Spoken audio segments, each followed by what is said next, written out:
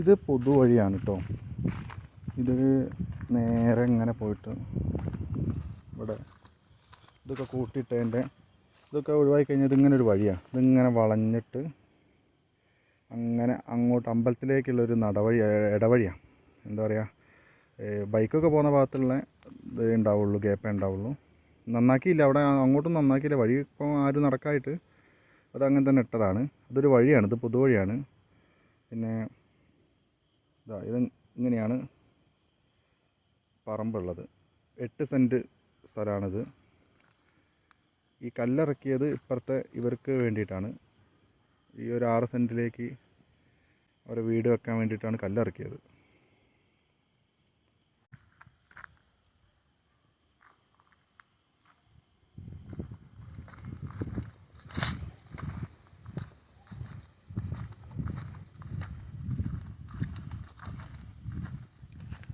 ഇത് പൊതുവഴിയാണ് കേട്ടോ.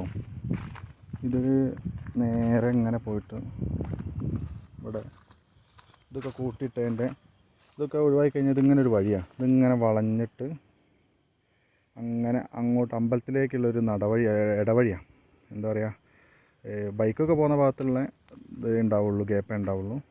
നന്നാക്കിയില്ല, അവിടെ അങ്ങോട്ടും നന്നാക്കിയില്ല. വഴി ഇപ്പോൾ ആരും നടക്കായിട്ട് അതങ്ങനെ തന്നെ ഇട്ടതാണ്. അതൊരു വഴിയാണ്, ഇത് പൊതുവഴിയാണ്. പിന്നെ ഇത് ഇങ്ങനെയാണ് പറമ്പുള്ളത്. 8 സെൻറ്റ് സ്ഥലമാണിത്.